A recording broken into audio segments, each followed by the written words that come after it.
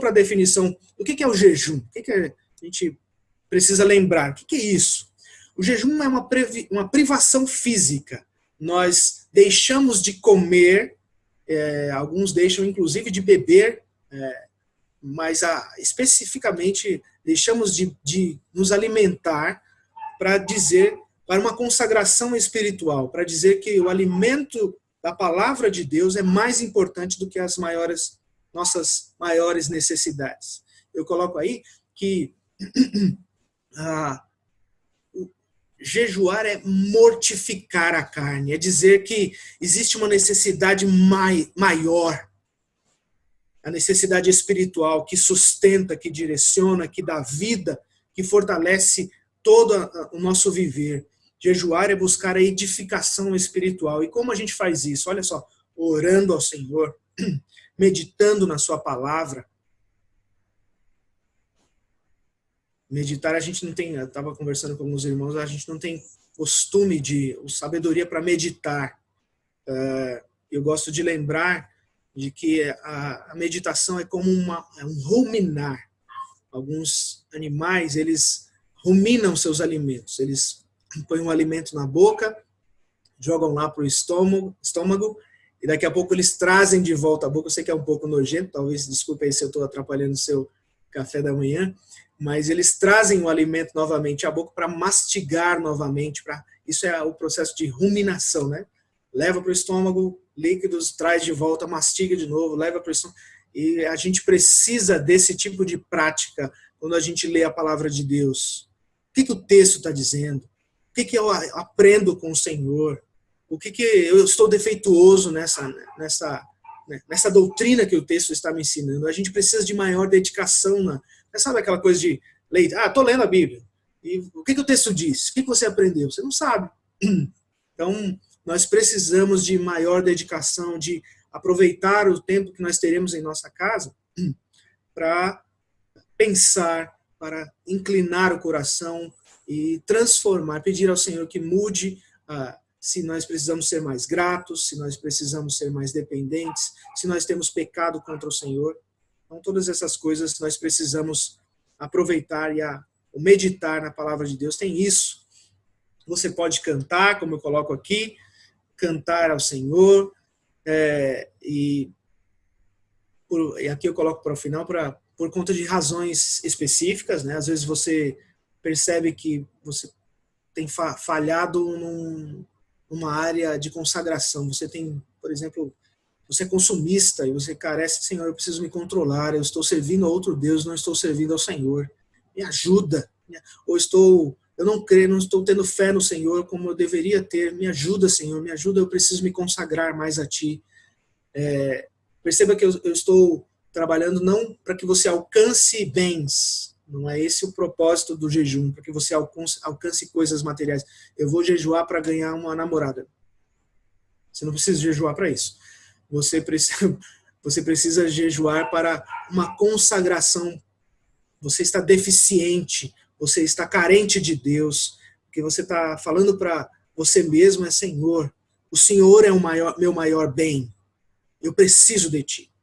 Então, o tempo que a gente tem vivido, calamidades, puxa, essa é uma das grandes oportunidades em que o jejum é requerido do povo de Deus. Mortificar a carne para vivificar o espírito.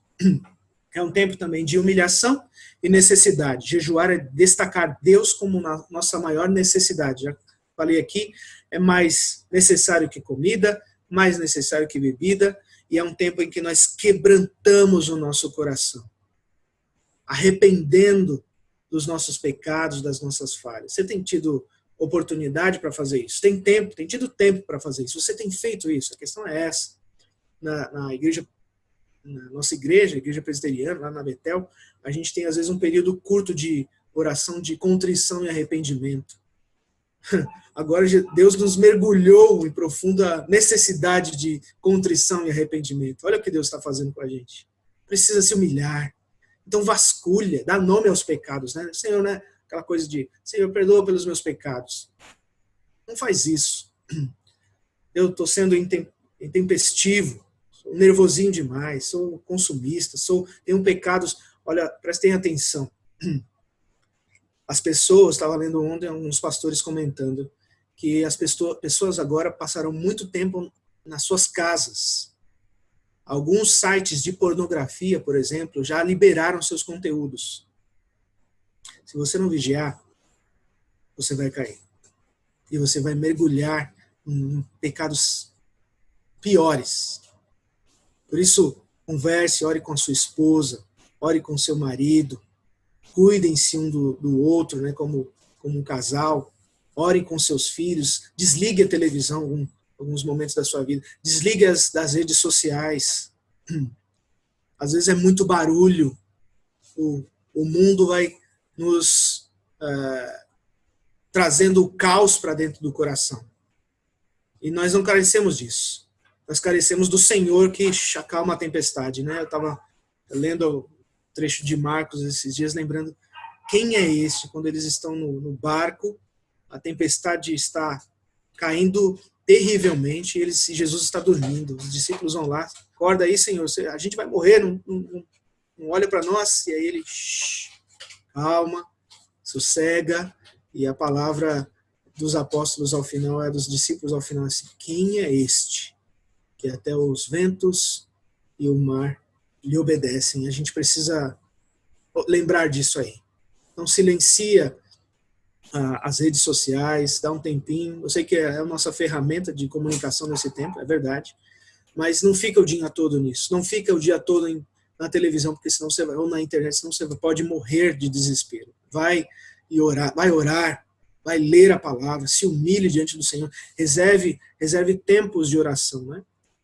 Programe períodos de oração, períodos de leitura, atualize o seu plano de leitura. Você começou lá em janeiro com as leituras da Bíblia. Tem um amigo querido, um irmão querido, ele falou que o livro que ele mais leu foi Gênesis. Por quê? Porque todo ano ele começa muito bem, né? Começa bem e passa por Gênesis, ok, mas quando chega os seguintes livros da Bíblia, a leitura bíblica já começa a falhar. Mas Gênesis ele garantiu. Então, o ponto é que você vá além de Gênesis e aproveite, atualize a sua lista de leitura bíblica, pegue um bom livro e leia também. Deuteronômio capítulo 8, verso 3, a palavra, o registro, vamos dar uma olhada nesse texto aqui, eu não coloquei aí, mas deixa eu puxar aqui para vocês. Eu leio aqui, Deuteronômio 8, 3, diz assim a palavra do Senhor: assim, ele os humilhou e os deixou passar fome. Mas depois, Deus, né? Mas depois os sustentou com um maná, que nem vocês, nem os seus antepassados conheciam, para mostrar-lhes que nem só de pão viverá o homem, mas de toda a palavra que procede da boca de Deus. É disso que a gente tem vivido? É para isso que a gente tem olhado? Nem só de pão viverá o homem, mas de toda a palavra, de toda a direção que vem da boca do Senhor. E nós temos aqui a Escritura, que a gente ore por isso, tá, gente? Presta atenção. Então, a definição é essa: jejuar, privar-se de alimentos físicos para priorizar, amar e mergulhar em humilhação e necessidade, em quebrantamento, arrependimento, buscando a palavra de Deus como nosso maior alimento. Se você guardar isso e para buscar isso, eu já estou muito feliz. Deus é o que mais nos é importante na vida, é dizer isso, afirmar isso dentro do coração. Aqui uma atenção para o que jejum não é. Já comentei isso aqui, jejum não é barganhar com Deus, no sentido de você buscar bens materiais. Não faça isso. Seu jejum não vai funcionar dessa forma, não é para esse propósito que você, é pelo meu emprego. Não. Coloque essas coisas para daqui a pouco. É a humilhação particular, é tratar do seu coração, da sua necessidade por Deus cada vez mais, de crescer na fé do Senhor. Eu lia, o pastor Jonas Madureira postou esses dias, né, de quando Ana se apresenta no templo para orar, porque ela não tem filhos, ela é estéril. E ela vai clamar ao seu Senhor por um filho, mas ela sai do templo transformada. ela sai confiante no Senhor, depois de orar ao Senhor. Ela foi primeiramente tocada, transformada internamente, a sua fé amadureceu, a sua fé ganhou esperança, a sua fé ganhou firmeza no Senhor. Aponta o teu jejum para isso, né? Para o amadurecimento espiritual. Aponta para isso. Senhor, eu não te amo como eu deveria te amar, eu não te amo como eu penso que eu te amo. Me perdoa, me ajuda. O Senhor é maior, me ajuda a confiar no Senhor. O Senhor é o maior bem da minha vida. Tu sabes todas as coisas. Lembrar das palavras de Pedro, tu sabes, Senhor, todas as coisas. Tu sabes que eu te amo, mas eu quero buscar isso, quero viver isso. Tome cuidado também com a ideia de que jejum é regime, né? Algumas pessoas têm a prática de jejuar, eu vou jejuar de chocolate. Não é para isso. O jejum não é para isso. Para isso você tem algo que nós chamamos de domínio próprio. Às vezes você pode, se quer emagrecer, você precisa orar pelo fruto do Espírito. Senhor, dá-me desse fruto, o teu Espírito Santo habita em mim, que ele então fortaleça a minha vida para que eu preserve a tua palavra, priorize a tua palavra e saiba me dominar. O domínio próprio é uma das características do fruto do Espírito, ele nos ajuda a dominar todas essas áreas da vida, né? Então toma cuidado com isso, para não fazer regime, tomar jejum como regime. Cuidado, tá? Vamos seguir. Frase aqui para a gente guardar. Deixa eu só. O propósito do jejum é destacar que Deus é o nosso mais alto bem, mais que nossas necessidades essenciais, mais que comer, mais que beber. Que assim seja para cada um de nós. O propósito é esse.